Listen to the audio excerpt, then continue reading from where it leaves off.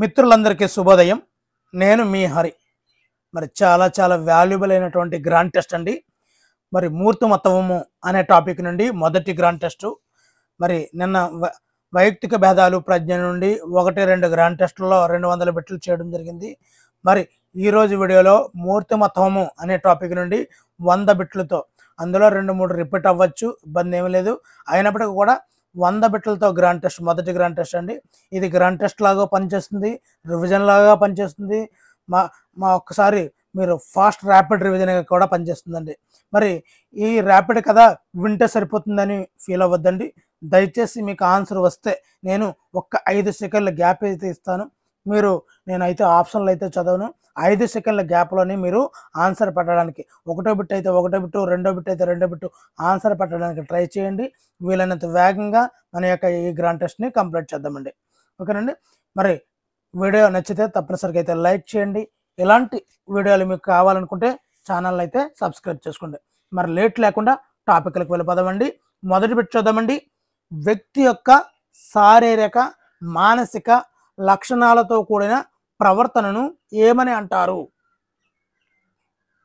మరొకసారి, వ్యక్తి యొక్క శారీరక మానసిక లక్షణాలతో కూడిన ప్రవర్తనను ఏమంటారు? ఆన్సర్ ఆప్షన్ ఏ, వ్యక్తిత్వము. ఈ వ్యక్తిత్వాన్ని మరొక పేరే మూర్తిమత్వము. వ్యక్తిత్వానికి మరొక పేరే మూర్తిమత్వము. రెండో చూద్దామండి. పర్సనాలిటీ అనే పదం ఏ భాషా పదం నుండి వచ్చింది? పర్సనాలిటీ. మరి మూర్తిమత్వము, వైయక్తిక భేదాలు, ప్రజ్ఞ, అభ్యాసము, పెరుగుదల, వికాసము, ఈ అన్నిటి మీద కూడా ఈ నిర్వచనాలు అన్నిటికీ కూడా షార్ట్కట్ కోడ్తో నెక్స్ట్ వీడియోలో మరొకసారి మనం కలుద్దామండి తప్పనిసరిగా. ఆన్సర్ ఆప్షన్ బి, లాటిన్ భాషా పదం అండి. పర్సనాలిటీ అనే పదం లాటిన్ భాషా పదం నుండి వచ్చింది. మరి ఈ పర్సోనా అనే లాటిన్ పదం ఆ పదం నుండి రావడం జరిగింది. మరి పర్సోనా అనగా ఏమిటి? పర్సోనా అనగా ఆన్సర్ ఆప్షన్ ఏ, ముసుగు. పర్సోనా అనగా ముసుగు. నాలుగవదండి, హిప్పోక్రటిస్. హిప్పోక్రటిస్ మూర్తిమత్వాన్ని ఎన్ని రకాలుగా వర్గీకరించేశారు? హిప్పోక్రటిస్ మూర్తిమత్వాన్ని ఎన్ని రకాలుగా వర్గీకరణ చేయడం జరిగింది?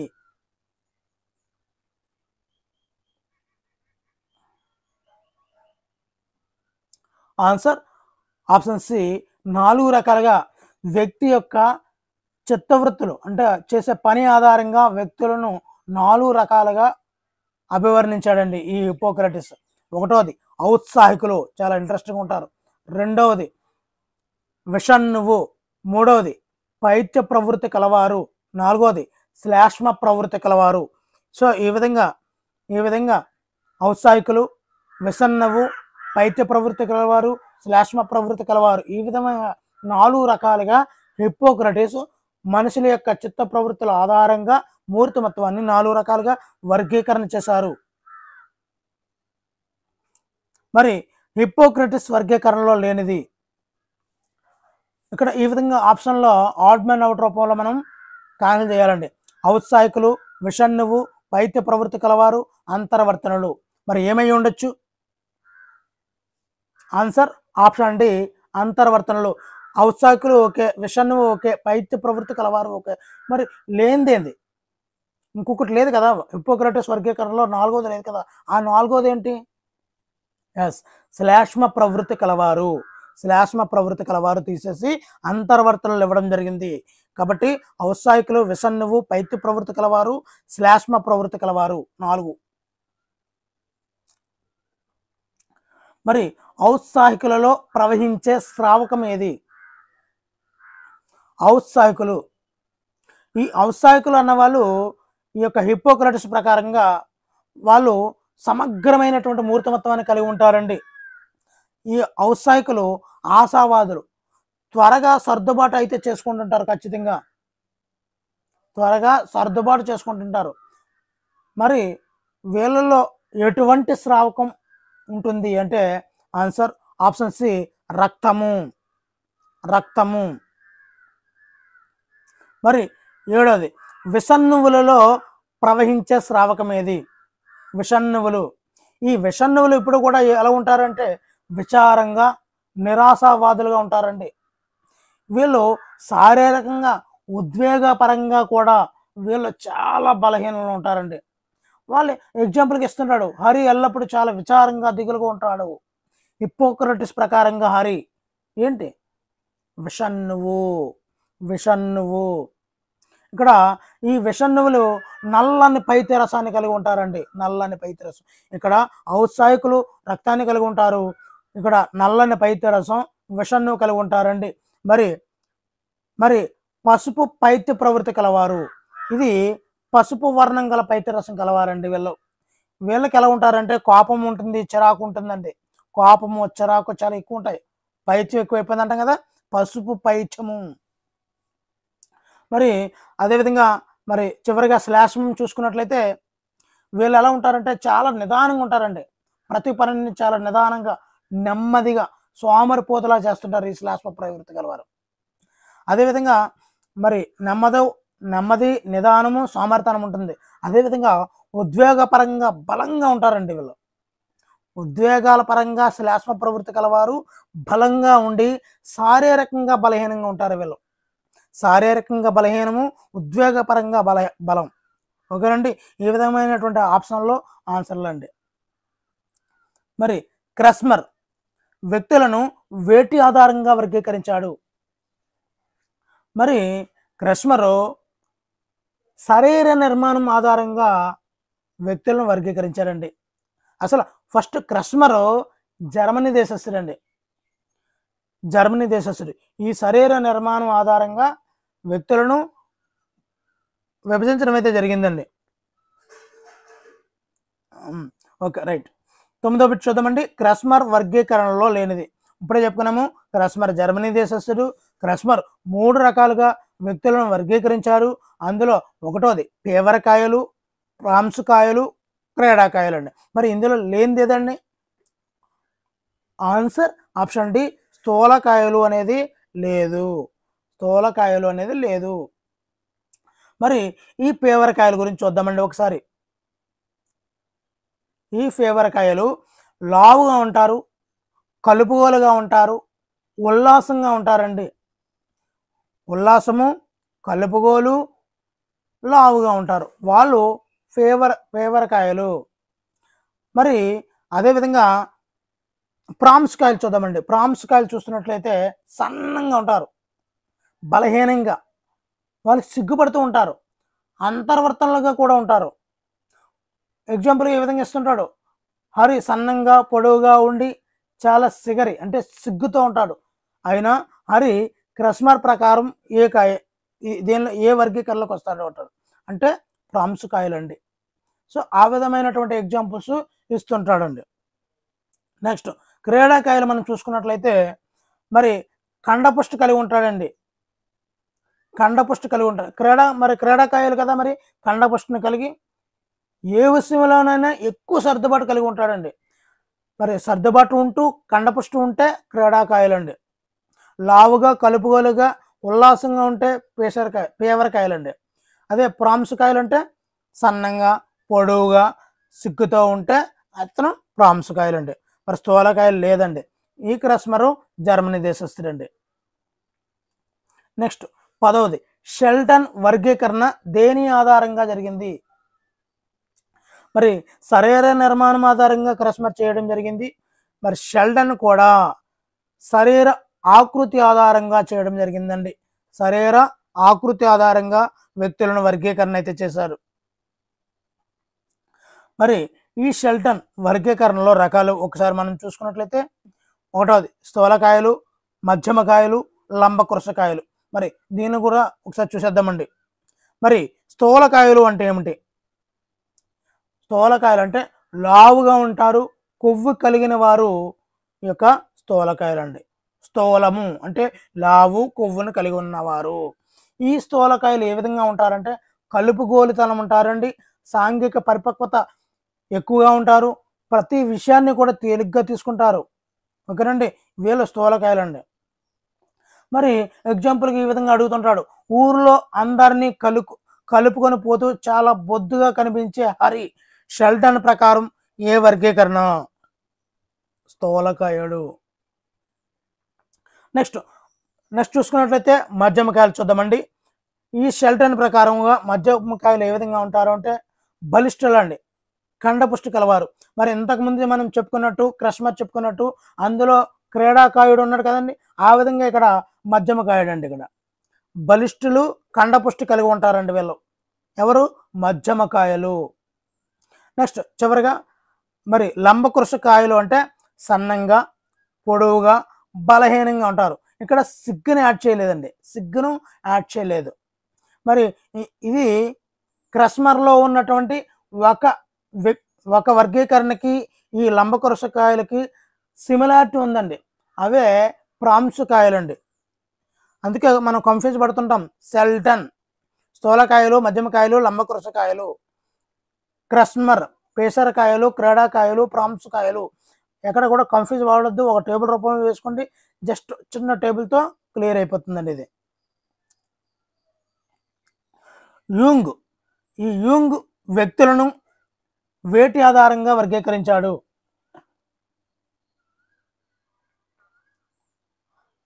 ఆన్సర్ ఆప్షన్ డి ఏది కాదు, సారీ అండి, ఆప్షన్ సి 2 ఏ మరియు బి. సాంఘిక కార్యక్రమాలలో పాల్గొనే అభిరుచుల ఆధారంగా, మానసిక గుణాల ఆధారంగా యూంగ్ వ్యక్తులనైతే వర్గీకరణ అయితే చేయడం జరిగిందండి.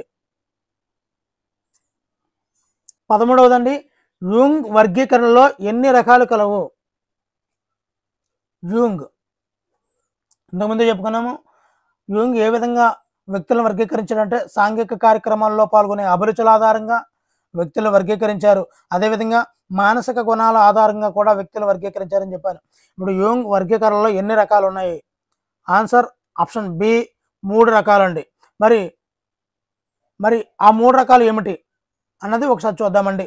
బహిర్వర్తనలు ఒకటోది, బహిర్వర్తనలు రెండోది, అంతర్వర్తనలు మూడోది, ఉభయవర్తనలు. బహిర్వర్తనలు, అంతర్వర్తనలు, ఉభయవర్తనలు. ఈ ఈ యొక్క బహిర్వర్తనలు అంటే ఏమిటి చూద్దామండి. నాయకత్వ లక్షణాలు కలిగి ఉంటారండి, రాజకీయ నాయకులుగా రాణించి సంఘసేవ చేస్తూ ఉంటారు వాళ్ళు, ఈ బహిర్వర్తనలు. మరి అంతర్వర్తనలు అంటే ఎవరు అంటే తమ భావాలను కూడా బయటకు వ్యక్తపరచరండి వాళ్ళు, తమలో తాము కుమిలిపోతుంటారు. అంతర్వర్తనలు, అంతర్ అంటే లోపల లోపల అణిచేసుకుంటారు అనమాట. అలాగే ఇతరులతో కలవడక ఒంటరిగా నిశ్శబ్దంగా ఉంటూ నిరాశావాదాన్ని కలిగి ఉంటారు ఈ అంతర్వర్తనలు. మరి బహిర్వర్తనలు అయితే కలుపుగలుగా ఉంటారు, చురుగ్గా ఉంటారు, విందు వినోదాల్లో 10 మందితో కలుపుకుంటూ పోతుంటారండి. నెక్స్ట్ చివరిగా ఉభయవర్తనలు అండి. ఉభయవర్తనలు అనేది అంతర్వర్త బహిర్వర్తన 2 లక్షణాలనే కూడా కలిగి ఉంటారండి, 2 లక్షణాలని కలిగి ఉంటారు కాబట్టి వీళ్ళని ఉభయవర్తనలు అని కూడా అంటామండి.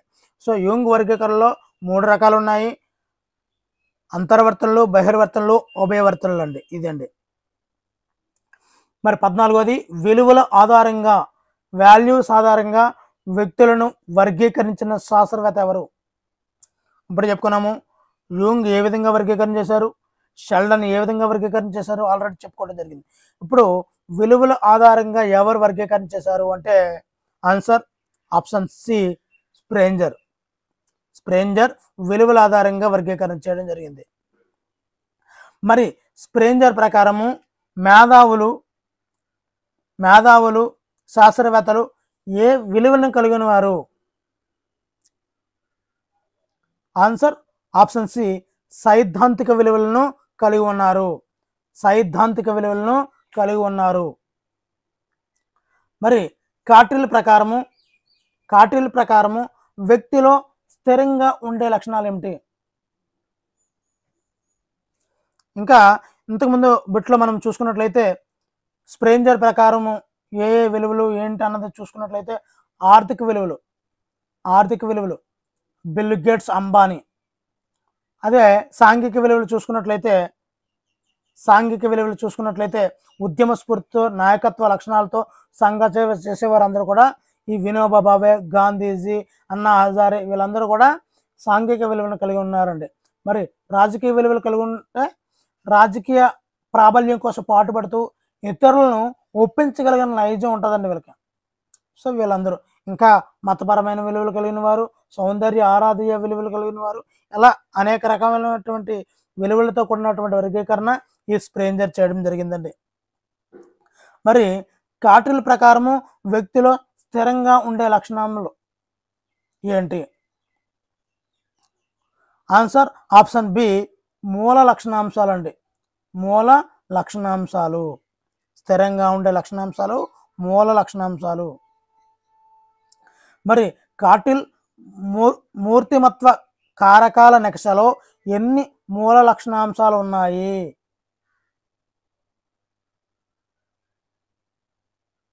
ఎన్ని మూల లక్షణాంశాలు ఉన్నాయి?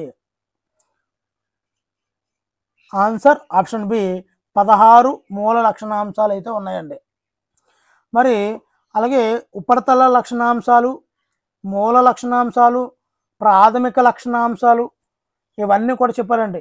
అసలు ఈ లక్షణాంశ సిద్ధాంతాలని ప్రతిపాదించింది ఎవరంటే కాటిల్, ఆల్పోర్ట్, ఐశాంక్ అండి. వీళ్ళు ముగ్గురు లక్షణాంశాలను సిద్ధాంతాల కర్తలు ఎవరు అంటే కాటిల్, ఆల్పోర్ట్, ఐశాంక్.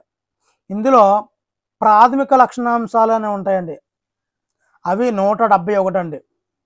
అదే ఉపరితల లక్షణాంశాలండి, ఉపరితల లక్షణాంశాలు 35 అండి. అదే మూల లక్షణాంశాలు మనం బిట్లో చెప్పుకున్నట్టు 16 అండి.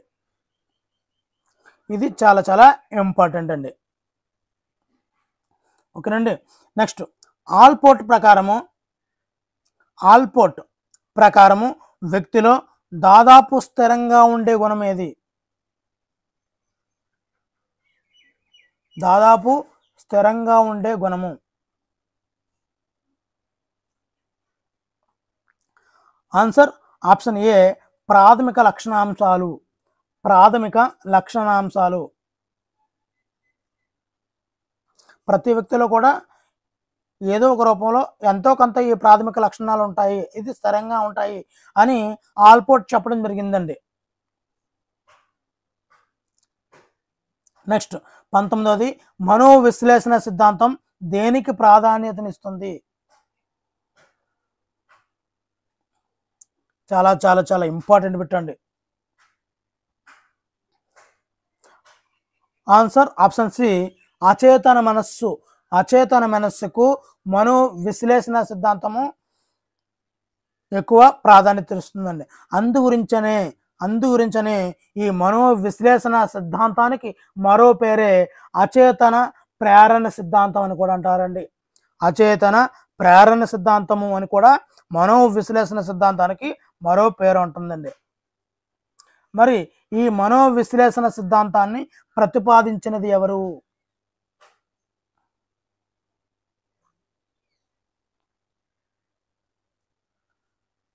ఆన్సర్ వీలైనంత వరకు వేగంగా ట్రై చేయండి. మరి వరుస క్రమంలో నీట్గా చాలా ఫుల్ కంటెంట్ని అందిస్తూ ఉన్నామండి. ఆన్సర్ ఆప్షన్ బి ఫ్రాయిడ్ అండి, సిగ్మండ్ ఫ్రాయిడ్. మనోవిశ్లేషణ సిద్ధాంతం సిగ్మండ్ ఫ్రాయిడ్. నెక్స్ట్ 21ది ఫ్రాయిడ్ ప్రకారము మనోలైంగిక వికాస దశల సంఖ్య ఎంత? మనోలైంగిక వికాస దశల సంఖ్య. ఆన్సర్ ఆప్షన్ బి 5 దశలు ఉంటాయి ఈ యొక్క సిగ్మండ్ ఫ్రాయిడ్ ఆధారంగా. మరి ఫ్రాయిడ్ యొక్క మొదటి దశ ఏది? దాని వయసు ఎంత? ఫ్రాయిడ్ యొక్క మొదటి దశ ఏది? దాని యొక్క వయసు ఎంత? ఇక్కడ వయస్సు ఆధారంగా మనం మొదటిది చెప్పవచ్చండి. మౌఖిక దశ 0 నుంచి 1 సంవత్సరం వరకు ఉండే దశ సిగ్మండ్ ఫ్రాయిడ్ ప్రకారము మనోలైంగిక వికాస దశ మొదటిది మౌఖిక దశ. ఇది 0 నుండి 1 సంవత్సరం వరకు ఉంటుంది. తర్వాత ఆసన దశ, తర్వాత శిశ్న దశ, లాస్ట్ వన్. మొత్తం 5 రకాలు కదా. మొత్తం అన్ని కూడా వరుస క్రమంలో చూద్దామండి. ప్రతి బిట్టు ప్రతిదీన్ని ఎక్స్ప్లెనేషన్ చేసుకుంటూ వెళ్దామండి. మరి ఈ మౌఖిక దశలో మొదటి దశ అని చెప్పుకున్నాము కదా. మరి శిశువు యొక్క కామోద్దీపన కేంద్రం. ఇక్కడ మౌఖికము అంటే ఏ విధంగా చేస్తాడు? మౌఖికం అంటే మాట్లాడడం దీంతో నోటితో. కాబట్టి ఇక్కడ ఈ యొక్క మౌఖిక దశలో కామోద్దీపన కేంద్రం అనేది ఆన్సర్ ఆప్షన్ ఏ నోరు అవుతుందండి.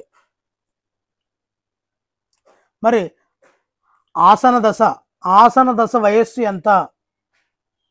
మొదటిది మనకి అయిపోయింది, మౌఖిక దశ అయ్యింది 0 నుంచి 1 సంవత్సరాలు, ఇది అయిపోయింది. ఇప్పుడు ఆసన దశ 2 నుంచి 3 సంవత్సరాలు అండి. ఆసనము ఏ ఆసనాలు వేస్తాడో చూద్దామండి ఇప్పుడు. మరి ఆసన దశలో శిశువు దేని ద్వారా లైంగిక సహజాతమును సంతృప్తి పరుచుకుంటాడు? ఆన్సర్ ఆప్షన్ బి పాయువు. ఆసనము పాయువు ద్వారా ఈ యొక్క లైంగిక సహజాతమును తృప్తిపరుచుకుంటాడు. ఇక్కడ ఆసనాలు వేస్తుంటారు చూసారా బాత్రూముల్లో, అందుకే టాయిలెట్ ట్రైనింగ్ ఇవ్వవలసిన దశ ఏది? టాయిలెట్ ట్రైనింగ్ ఇవ్వవలసిన దశ ఆన్సర్ ఆప్షన్ బి ఆసన దశ. ఆసన దశ అనేది 2 నుంచి 3 సంవత్సరాలు అండి. ఇక్కడ మనం బాగా గమనిస్తే 3వ సంవత్సరం అయ్యేబడికి మనం అంగన్వాడికి పంపిస్తాం, అప్పటికి ఆసనాలు వేసేసి రావాలి. అంటే టాయిలెట్ ట్రైనింగ్ అయ్యిందా లేదా కనుక్కున్న తర్వాతే నర్సరీలో జాయిన్ చేస్తారు. లేదంటే అలాగా ఆయమ్మలు పెట్టి పంపించరు. వచ్చా కొద్దిగా అడగడం వచ్చా, టాయిలెట్ వెళ్ళగలడా, బాత్రూమ్ అడగగలడా అని కనుక్కొని ఈ యొక్క ఎల్కేజీ యూకేజీలో నర్సరీలో జాయిన్ చేసుకుంటుంటారు పిల్లలు. సో కాబట్టి ఆసనాలు అంటే టాయిలెట్ ట్రైనింగ్ ఇవ్వాల్సిన దశ కూడా ఈ యొక్క ఆసన దశ. అది అయిన తర్వాత అంగన్వాడికి లేదంటే మనకి నర్సరీకి జాయిన్ అవుతారు. మరి ఇది మౌఖిక దశ, ఇది ఆసన దశ. నెక్స్ట్ శిశన దశ వయస్సు ఎంత? శిశన దశ వయస్సు 4 నుండి 5 సంవత్సరాలు అండి. శిశన దశ వయస్సు 4 నుండి 5 సంవత్సరాలు. ఇక్కడ ఇడిపస్ కాంప్లెక్స్ ఏ దశలో అభివృద్ధి చెందుతుంది? ఇది ఇక్కడే శిశన దశలో ఇడిపస్ అండ్ ఎలక్ట్రా కాంప్లెక్స్ అనేవి ఈ యొక్క శిశన దశలోనే ప్రారంభమవుతాయి.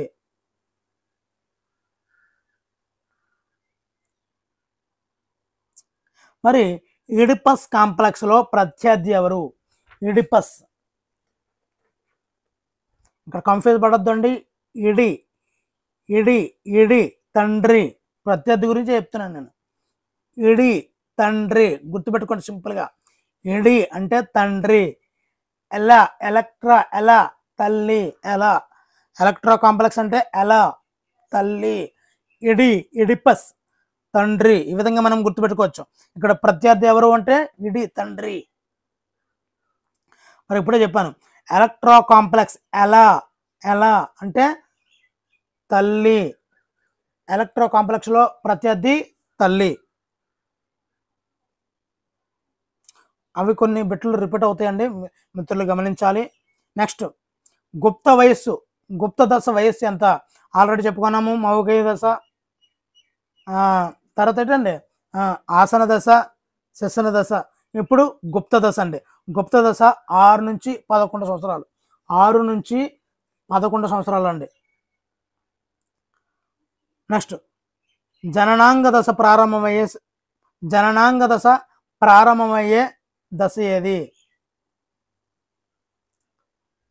ఆన్సర్ 11 లేదా 12 సంవత్సరాలు. 11 లేదా 12 సంవత్సరాల వయసులో జననాంగ దశ ప్రారంభమవుతుంది. మరి ఇక్కడ ఈ గుప్త దశ గురించి చెప్పుకోలేదని మనము. మరి ఈ గుప్త దశలో మగపిల్లల తండ్రితో, ఆడపిల్లల తల్లితో తాదాత్మ్యకరణం చెందుతుంటారండి. అదేవిధంగా జంతువాంఛ లక్షణాలను, దౌర్జన్యశీలాన్ని ఈ దమనపరుచుకునే దశే ఈ గుప్త దశ అండి. 6 నుంచి 11 సంవత్సరాల్లో దౌర్జన్యశీలంగా ఉంటారు. నాకేమైపోయినా కర్రలు నాకు కావాలి, జంతువాంఛలను, దౌర్జన్యశీలాన్ని కలిగి ఉంటుంటారండి. అదేవిధంగా మగపిల్లల తండ్రితోనూ, ఆడపిల్లల తల్లితోనూ తాదాత్మ్యకరణం చెందుతారండి. అంటే ఆ ఆడపిల్లలు చీర ఇది కట్టుకొని బొట్టు పెట్టుకొని తన తల్లిని అనుకరిస్తుంటారనమాట. అలా అదే మగపిల్లలు అయితే తండ్రిలా తయారవడం, ఇవన్నీ కూడా గుప్త దశలో ఉన్నటువంటి లక్షణాలండి ఇవన్నీ. 6 నుంచి 11 సంవత్సరాలు అంటే మనకి ఎలిమెంటరీ స్టేజ్ అండి. ఎలిమెంటరీ స్టేజ్లో గుప్త దశ. ఇవన్నీ కూడా లోపలికి చేరవేసుకుంటుంటారు ఈ లక్షణాలన్నింటిని కూడా. నెక్స్ట్ జననాంగ దశ అండి. ఆల్రెడీ చెప్పాము 11 నుంచి 12 సంవత్సరాల వయసులో ఈ జననాంగ దశ ప్రారంభమయ్యే వయసు అండి. మరి నెక్స్ట్ ఇడ్ అనేది దేని మీద పనిచేస్తుంది? చాలా ఇడ్, ఈగో, సూపర్ ఈగో. మరి ఇది లేనిదే ఫ్రాయిడ్ లేడు, మన సైకాలజీ కూడా లేదండి. ఇడ్ దేని మీద పనిచేస్తుంది? ఆన్సర్ ఆప్షన్ సి ఆనంద సూత్రము. మరి ఈ సిగ్మండ్ ఫ్రాయిడ్ ఏ దేశస్థుడో తెలిస్తే తప్పనిసరిగా కామెంట్ చేయండి. ఈయన మనోలైంగిక విశ్లేషణ సిద్ధాంతాన్ని ప్రతిపాదించాడు ఈ యొక్క సిగ్మండ్ ఫ్రాయిడ్.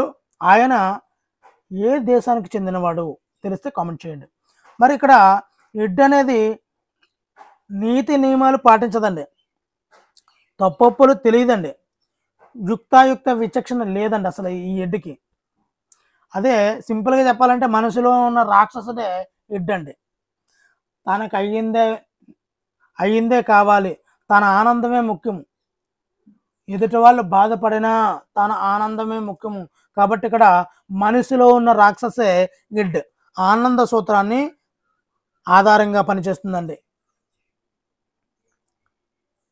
ఈగో దేనిపై ఆధారపడి చేస్తుంది? ఈగో దేనిపై ఆధారపడి పనిచేస్తుందంటే వాస్తవ సూత్రం ఆధారంగా ఈగో అనేది పనిచేస్తుందండి. వాస్తవ సూత్రం ఆధారంగా ఈ ఈగో అనేది పనిచేస్తుంది. ఇది ఏంటంటే ఇడ్కి సూపర్ ఈగోకు మధ్య రాజీ కుదురుతుందండి ఈ ఈగో. అదేవిధంగా ఇంకా చాలా చెప్పచ్చు, నెక్స్ట్ బిట్లో చెప్దామండి. ఈగో ఇడ్కి సూపర్ ఈగోకు మధ్యలో ఉంటుందండి. ఇది వాస్తవ సూత్రం. అదే ఇడ్ అనేది ఆనంద సూత్రము, ఈగో అనేది వాస్తవ సూత్రం అండి. మరి 35వది సూపర్ ఈగో దేనిపై ఆధారపడి పనిచేస్తుంది? ఆన్సర్ ఆప్షన్ బి నైతిక సూత్రం. మొత్తం ఆనంద సూత్రము, వాస్తవ సూత్రము, నైతిక సూత్రము, ఈ విధంగా మూడిట్లో మనం బాగా గుర్తుపెట్టుకోవాలండి.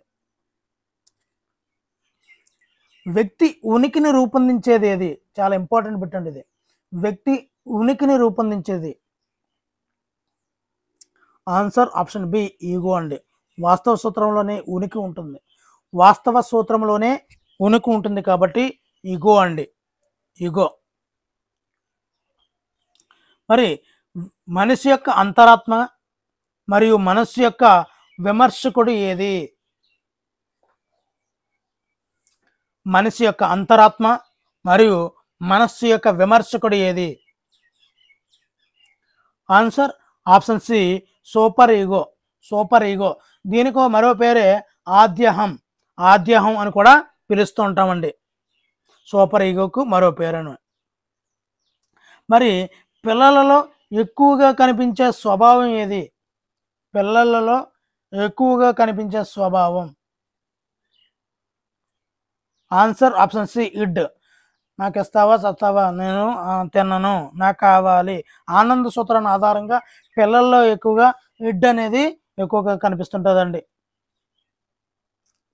39వది మూర్తిమత్వ వికాసములో ఆనువంశికత మరియు పరిసరాల పాత్ర ఏమిటి?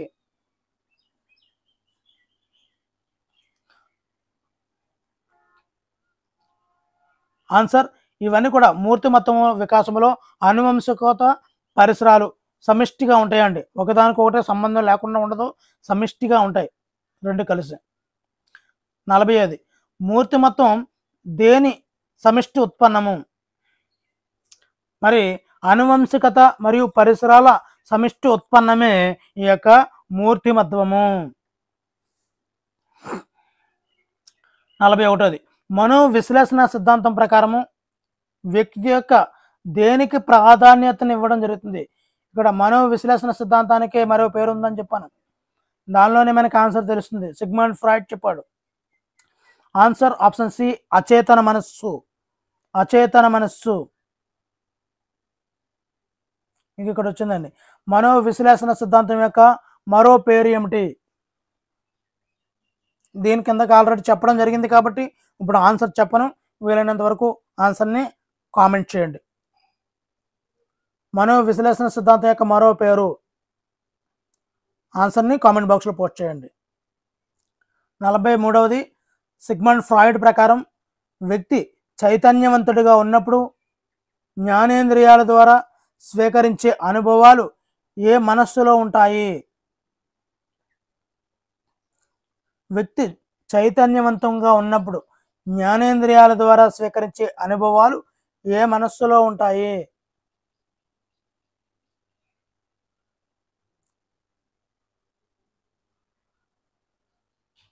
ఆన్సర్ రివీల్ చేస్తున్నానండి. ఆన్సర్ ఆప్షన్ సి, చేతన మనస్సు. ఇక్కడ చైతన్యవంతంగా ఉన్నప్పుడు చేతన మనస్సులోకి వెళ్తాయండి. 44వది, కొంత ప్రయత్నం ద్వారా గత అనుభవాలను గుర్తుకు తెచ్చుకునే మనస్సు ఏది? కొంత ప్రయత్నం ఉంటే చాలు మరలా గుర్తుకు తెచ్చుకునే అవకాశం ఉంది. అది ఏమిటి? ఆన్సర్ ఆప్షన్ బి, ఉపచేతన మనస్సు. ఉపచేతన మనస్సు.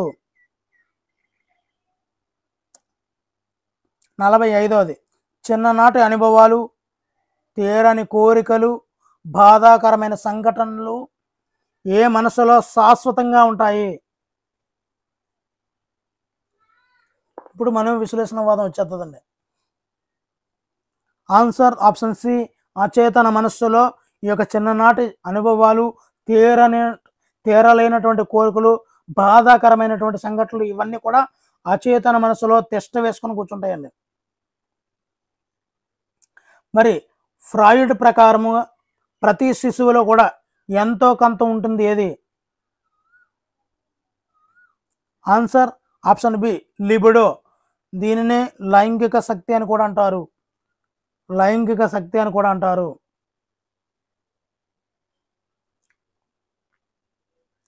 మరొకసారి ర్యాపిడ్గా చూసేద్దామండి. ఫ్రాయిడ్ మనోలైంగిక వికాస దశల్లో మొదటిది ఏది? ఆన్సర్ ఆప్షన్ సి, మౌఖిక దశ. మరి మౌఖిక దశలో శిశువు యొక్క కామోద్దీపన కేంద్రం ఏది? ఆన్సర్ ఆప్షన్ బి, నోరు. ఫ్రాయిడ్ ప్రకారము రాము అందించినటువంటి ప్రతి వస్తువుని నోట్లో పెట్టుకుంటున్నాడు. అయితే రాము ఏ దశలో ఉన్నాడు? నోట్లో పెట్టుకుంటున్నాడు. ఇక్కడ నోరు. సి, మౌఖిక దశ. అదేవిధంగా 50వది, ఫ్రాయిడ్ ప్రకారము తల్లి పాలను తాగుతూ నోటితో శైశవ కాముకత తీర్చుకునే దశ ఏది? ఆన్సర్ ఆప్షన్ బి, మౌఖిక దశ. ఆసన దశ వయస్సు ఎంత? ఇక్కడ ఈ విధంగా ఇవ్వడం జరిగింది. మరి మీకు ఆప్షన్లు ఏ విధంగా రావండి? 2 నుంచి 4, 2 నుంచి 3, 2 నుంచి 5, 1 నుంచి 2 కన్ఫ్యూజ్ పెడతాడండి. ఇప్పుడు నేను ఆప్షన్లు అయితే ఎలా సింపుల్గా ఇవ్వడం జరిగింది. ఇది అంటే మనకి మీరు ఎక్కువ రిపీట్ చేస్తారనే ఉద్దేశంతో ఇది మౌఖిక దశ, ఇది ఆసన దశ, శ్వసన దశ, ఈ విధంగా మనకు సింపుల్గా ఉంటుందని పెట్టడం జరిగింది. కానీ ఆప్షన్లో ఈ విధంగా ఉండదండి. ఆసన దశ 2 నుంచి 3 సంవత్సరాలు. కన్ఫ్యూజ్ పడొద్దు అలాంటప్పుడు. టాయిలెట్ ట్రైనింగ్ ఇవ్వాల్సిన దశ ఆసనం వేస్తాడు, ఆసనాల దశ. ఎడిపస్ కాంప్లెక్స్ ఏ దశలో అభివృద్ధి చెందుతుంది? ఇడి, ప్రత్యర్థి తండ్రి, ఇడి. శిశన దశ. ఆన్సర్ ఆప్షన్ సి, శిశన దశ. మగపిల్లలు తల్లిని లైంగికంగా వాంఛించే ధోరణి ఏమంటారు? ఇక్కడ ఎవరండి? ఇప్పుడు ఈ మగపిల్లలకు ప్రత్యర్థి ఎవరు? తండ్రి కాబట్టి ఇడి. తండ్రి కాబట్టి ఇడిపస్. అంతే కదండి.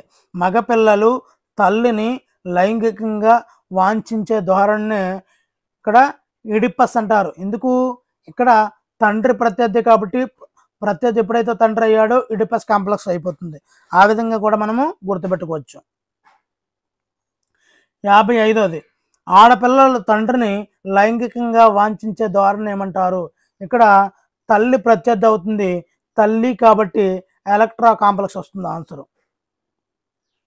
ఓకేనండి. మరి 56వది గుప్త దశ వయస్సు ఎంత? గుప్త దశ వయస్సు ఎంత? ఆన్సర్ ఆప్షన్ డి 6 నుండి 11 సంవత్సరాలు గుప్త దశ. మరి జననాంగ దశ ప్రారంభమయ్యే వయస్సు? ఆన్సర్ ఆప్షన్ బి 11 నుండి 12 సంవత్సరాలు. ఇక్కడ పిల్లలలో ఎక్కువగా కనిపించే స్వభావం ఏది? ఆన్సర్ ఆప్షన్ సి ఎడ్. మరొకసారి 2 సార్లు ర్యాపిడ్ రివిజన్ కూడా చేసుకోవచ్చండి. ఎడ్ దేనిపై పనిచేస్తుంది అంటే డైరెక్ట్ క్వశ్చన్, ఇండైరెక్ట్ క్వశ్చన్ 2 క్వశ్చన్లు కూడా మీకు అర్థమయ్యేలా చెప్పడం జరుగుతుందండి. ఎడ్ దేనిపై పనిచేస్తుంది? ఆన్సర్ ఆప్షన్ సి ఆనంద సూత్రము. ఇగో దేనిపై ఆధారపడి పనిచేస్తుంది? ఆన్సర్ ఆప్షన్ బి వాస్తవ సూత్రం. వాస్తవ సూత్రం. క్రింది వాటిలో మూర్తిమత్వ లక్షణం కానిది ఏది?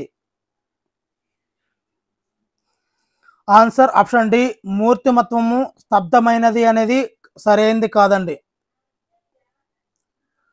62వది హిప్పోక్రటిస్ వర్గీకరణ ప్రకారము కోపము, చిరాకు ఎక్కువగా ఉండటము ఏ ప్రవృత్తి యొక్క లక్షణం? ఇక్కడ నుంచి అప్లికేషన్ బిట్స్ వస్తాయండి. హిప్పోక్రటిస్ వర్గీకరణ ప్రకారము కోపము మరియు చిరాకు ఎక్కువగా ఉండటం ఏ ప్రవృత్తి యొక్క లక్షణం? ఆన్సర్ ఆప్షన్ సి పైత్య ప్రవృత్తి కలవారు. పైత్య ప్రవృత్తి కలవారు. 63వది క్రష్మర్ యొక్క వర్గీకరణలో సన్నగా, పొడుగ్గా, సిగ్గుపడుతూ అంతర్వర్తనలుగా ఉండేవారిని ఏమని అంటారు? ఆన్సర్ ఆప్షన్ సి ప్రాంశుకాయలు. ప్రాంశుకాయలు.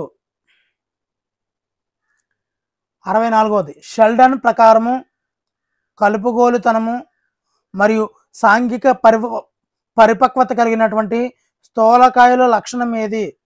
చాలా చాలా ఇంపార్టెంట్ అండి ఇది. షెల్టన్ ప్రకారము కలుపుగోలుతనం మరియు సాంఘిక పరిపక్వత కలిగిన స్థూలకాయుల లక్షణం ఏది? Answer option A endomorph. ఎండోమార్ఫ్.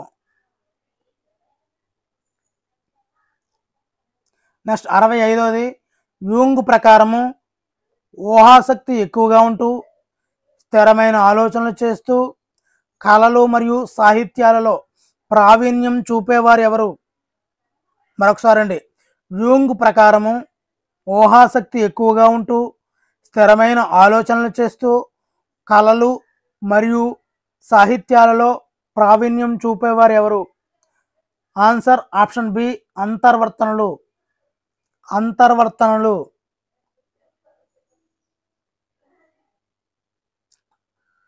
మరి స్ప్రేంజర్ ప్రకారము రాజకీయ ప్రాబల్యం కోసం పాటుపడుతూ ఇతరులను ఒప్పించగలిగినటువంటి నైజం కలవారు ఏ విలువలు కలిగి ఉంటారు? మరి ఆన్సర్ ఆప్షన్ డి రాజకీయ విలువలు. ఆప్షన్ డి రాజకీయ విలువలు. 67వది కాట్రిల్ ప్రకారము వ్యక్తిలో స్థిరంగా ఉండే లక్షణాలను ఏమంటారు? స్థిరంగా ఉండేవి. ఆన్సర్ ఆప్షన్ సి మూల లక్షణాంశాలు. మూల లక్షణాంశాలు. 68వది ఆల్పోర్ట్ ప్రకారం పరిమితంగా వ్యక్తమవుతూ అంత ముఖ్యమైనవి కాని లక్షణాంశాలు ఏవి? చాలా చాలా ఇంపార్టెంట్ అండి. ఆల్పోర్ట్ ప్రకారము పరిమితంగా వ్యక్తమవుతూ అంత ముఖ్యమైనవి కాని లక్షణాంశాలు ఏవి? ఆన్సర్ ఆప్షన్ సి మాధ్యమిక లక్షణాంశాలు. అవి పరిమితంగా ఉంటాయి, అంత ముఖ్యమైనవి కావు. నెక్స్ట్ 69ది ఫ్రాయిడ్ మనోవిశ్లేషణ సిద్ధాంతం ప్రకారము చిన్ననాటి అనుభవాలు, తీరని కోరికలు, బాధాకరమైన సంఘటనలు శాశ్వతంగా ఏ మనస్సులో ఉంటాయి? ఆన్సర్ ఆప్షన్ సి, అచేతన మనస్సులో. అచేతన మనస్సులో. మరొకసారి అండి, ఫ్రాయిడ్ ప్రకారము మగపిల్లలు కొన్ని క్వశ్చన్లు అడుగుతాడండి. ఎలక్ట్రా కాంప్లెక్స్, ఎడిపస్ కాంప్లెక్స్లు అనేవి ఎవరి సిద్ధాంతం ఆధారంగా రావడం జరిగాయని అడుగుతాడు. ఆల్పర్టా, కాట్రిలా, సిగ్మండ్ ఫ్రాయిడా, స్ప్రేంజరా, ఈ విధంగా అడుగుతుంటాడు. అప్పుడు మనం కన్ఫ్యూజ్ పడకూడదు. ఫ్రాయిడ్ ప్రకారం మగపిల్లలను తల్లిని లైంగికంగా వాంఛించే ధోరణి ఏమంటారు? తండ్రి ప్రత్యర్థి కాబట్టి తండ్రి ఇడిపస్ కాంప్లెక్స్. 71ది ఫ్రాయిడ్ మనోలైంగిక వికాస దశల్లో పిల్లలు జంతు వాంఛలను, దౌర్జన్యశీలాన్ని దమనపరుచుకునే దశ ఏది? అసలు దమనపరుచుకోవడం అంటే తనకు తానుగా కావాలని లోపలికి అణుచుకోవడం అండి. వ్యక్తమవుతుంటుంది కానీ అణుచుకుంటుంటాడు. సో అది ఏ దశలోని? ఎలిమెంటరీ స్టేజ్, అంటే 6 నుంచి 11 సంవత్సరాలు. అంటే ఇక్కడ మనకి ఏ దశ అండి? గుప్త దశ. గుప్తము అంటే దాచుకోవడం, దమనపరచుకోవడం అంటే దాచుకోవడం, గుప్తము అంటే దాచుకోవడం. గుర్తుపెట్టుకోండి. 62దండి ఫ్రాయిడ్ సిద్ధాంతం ప్రకారము నీతి నియమాలు పాటించినది, తప్పొప్పులు తెలియనిది, యుక్తాయుక్త విచక్షణ లేనిది ఏమిటి? Answer option A, id. అందుకే మనిషిలో ఉన్న రాక్షస అని చెప్పడం జరిగిందండి ఇంటిని. ఈ ఇడ్ ఏ సూత్రంపై ఆధారపడి పనిచేస్తుందంటే ఆనంద సూత్రం ఆధారంగా. సారీ అండి, ఇక్కడ ఇడ్ అని చదువుతున్నాను. ఈగో ఏ సూత్రంపై ఆధారపడి పనిచేస్తుందంటే వాస్తవ సూత్రం ఆధారంగా ఈగో అనేది పనిచేస్తుందండి.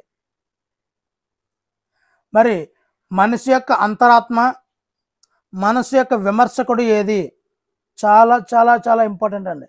మనిషి యొక్క అంతరాత్మ మరియు మనస్సు యొక్క విమర్శకుడు ఏది? Answer option C, super ego. ఇది ఇక్కడ నైతికత ఆధారంగా పనిచేసే సూత్రం ఏంటంటే సూపర్ ఈగో. మరి మనిషి యొక్క అంతరాత్మకి ఈ యొక్క సూపర్ ఈగోకు పడదండి, అందుకే విమర్శకుడు అంటారు. క్రింది వాటిలో ఏది సూపర్ ఈగో సూత్రం?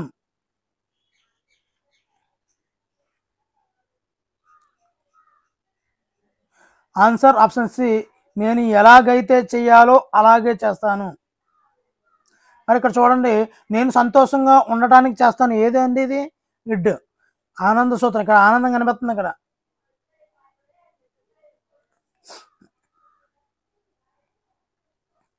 76ది ఫ్రాయిడ్ ప్రకారం వ్యక్తి మూర్తమత్వంలో ఉపయోగకరమైన మరియు అర్థవంతమైన పాత్రను నిర్వహించేది ఏది? ఉపయోగకరమైన అర్థవంతమైన పాత్రను నిర్వహించేది. ఆన్సర్ ఆప్షన్ బి, వాస్తవంగా ఉండే వాస్తవ సూత్రాన్ని పాటించే ఈగో అండి. ఈగో. 77ది మూర్తిమత్వం అనేది వ్యక్తిలోని సమగ్రమైన సంపూర్ణమైన లక్షణాలతో కూడిన వ్యవస్థ అని నిర్వచించింది ఎవరు? Answer option C, Lewin. చూద్దామండి. మూర్తిమత్వం అనేది వ్యక్తిలోని సమగ్రమైన సంపూర్ణమైన లక్షణాలతో కూడిన వ్యవస్థ అని నిర్వచించింది లెవిన్. క్రింది వానిలో ఏది అనువంశకతకు సంబంధించినది? ఆన్సర్ ఆప్షన్ సి, శారీరక లక్షణాలు. ఇక్కడ అనువంశికత అయితే జీన్స్, సామాజిక అంశాలు అనేవి పుట్టిన తర్వాత వస్తాయి. నైతికత అనేది పుట్టుకతో, ఉద్వేగపరం అంటే కోపం, ఇవి కూడా అవుతుంది. కానీ ఎక్కువ అనువంశికత, శారీరక లక్షణాలు అనేవి ఎక్కువ మెజారిటీ ఉంటుందండి.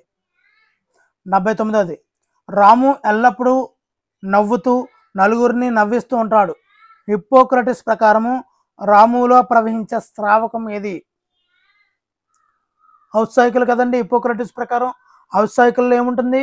ఆన్సర్ ఆప్షన్ సి, రక్తము. ఇక్కడ ఉన్న స్రావకం రక్తం. 80ది స్ప్రేంజర్ ప్రకారము క్రింది వారిలో ఎవరు సౌందర్య ఆరాధన విలువలు కలిగిన వారు? సౌందర్య ఆరాధన విలువలు కలిగిన వారు. Answer option B Picasso. 81. జననాంగ దశలో కామోద్దీపన కేంద్రాలు ఏవి? జననాంగాలు. 82. విజాతి లైంగిక ఆకర్షణ ఆసక్తి పొందు దశ ఏది? విజాతి లైంగిక ఆకర్షణ ఆసక్తి పొందే దశ ఏది?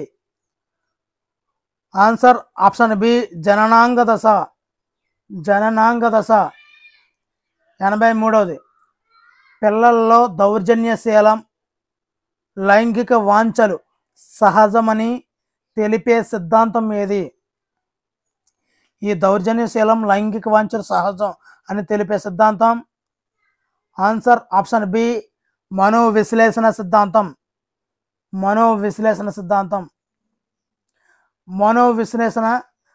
మనోలైంగిక విశ్లేషణ సిద్ధాంతాన్ని ప్రతిపాదించింది. Answer option B Freud. ఇక టైం వేస్ట్ ఎందుకు, డైరెక్ట్ ఆన్సర్ పెట్టేస్తున్నాను. అందుకే ఫ్రాయిడ్ ప్రకారము మనోలైంగిక వికాస దశల సంఖ్య. Answer option B 5వది. 5 ఉంటాయండి దశల్లో చివరిది ఏది? నేను అడిగే క్వశ్చన్ ఏంటంటే ఫ్రాయిడ్ ప్రకారము మనోలైంగిక వికాస దశల్లో చివరి దశ ఏది? మీకు తెలిస్తే తప్పనిసరిగా కామెంట్ చేయండి. మొదటి దశ చివరి దశ రెండట్లు గుర్తుపెట్టుకోవాలి, తప్పనిసరిగా అడుగుతుంటాడు అనమాట. ఫ్రాయిడ్ 0 నుంచి 1 మధ్య ఉండే దశ మౌఖిక దశ. నోరు కామోద్దీపన కేంద్రం. నోరు. మరి ఫ్రాయిడ్ ప్రకారము రాము అందించిన ప్రతి వస్తువును నోట్లో పెట్టుకుంటున్నాడు. ఇక్కడ నోరు ఉంది కాబట్టి మౌఖిక దశ. కొన్ని బిట్లు రిపీటెడ్ అయిపోయండి, మిత్రులు గమనించాలి. మరి తల్లి పాలను త్రాగుతూ నోటితో శైశవ కాముకతను తీర్చుకునే దశ. ఒకసారి రివిజన్ కూడా అయిపోతుందని నేను తీయలేదండి, నేను చదివినా పర్లేదు. తల్లి పాలను తాగుతున్నాడు కాబట్టి నోటితో, కాబట్టి మౌఖిక దశ. పిన్ పాయింటెడ్గా గుర్తుండిపోద్దండి. ఇంకా కొన్ని కొత్త బిట్లు వస్తుంటాయి, అందువల్ల ఎక్కడ స్కిప్ చేయొద్దండి. మౌఖిక దశలో స్థిరీభవనం చెందిన వారి లక్షణం కానిది ఏది? స్థిరీభవనం చెందిన వారి లక్షణం కానిది. ఆన్సర్ ఆప్షన్ డి పరిశుభ్రత. ఆసన దశ 2 నుంచి 3 సంవత్సరాలు. ఆసన దశ. మల విసర్జన ద్వారా తృప్తి పొందే దశ ఏది? ఈ విధంగా కూడా బిట్టు అడుగుతుంటాడండి. ఆన్సర్ ఆప్షన్ బి ఆసన దశ. బిట్టును రకరకాలుగా మారుస్తుంటాడు. మరి ఆసన దశలో శిశువు దేని ద్వారా లైంగిక సహజత్వమును సంతృప్తిపరుచుకుంటాడంటే పాయువు ఆసనము. టాయిలెట్ ట్రైనింగ్ ఆసన దశ. ఫ్రాయిడ్ ప్రకారము 4 నుండి 5 సంవత్సరాల మధ్య ఉండే దశ ఏది? ఆన్సర్ ఆప్షన్ సి శిశన దశ. ఎలక్ట్రా కాంప్లెక్స్ ఎడిపస్ కాంప్లెక్స్ ఏ దశలో అభివృద్ధి చెందుతాయి? ఆన్సర్ ఆప్షన్ సి శిశన దశలో. శిశన దశలో కామోద్దీపన కేంద్రాలు చాలా చాలా ఇంపార్టెంట్ అండి. ఇది శిశన దశలో కామోద్దీపన కేంద్రాలు. ఆన్సర్ ఆప్షన్ సి జననాంగములు. తల్లిని లైంగికంగా. Answer option B Oedipus complex. ఒకసారి చూసుకొని ఆన్సర్ చెప్పడమే కదా. మళ్ళీ ఎడిపస్ కాంప్లెక్స్లో ప్రత్యర్థి ఎవరు?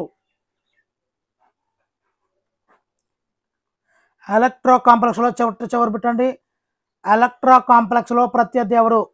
తెలిస్తే తప్పనిసరిగా కామెంట్ చేయండి. ఆల్రెడీ చెప్పడం జరిగింది, రివిజన్ పర్పస్ కూడా యూజ్ అవుతుంది. ఇంక ఈ టాపిక్ నుంచి మీరు చూసుకోవాల్సిన అవసరం లేకుండా తయారు చేసిన వీడియో అండి. వీడియో నచ్చితే తప్పనిసరిగా లైక్ చేయండి.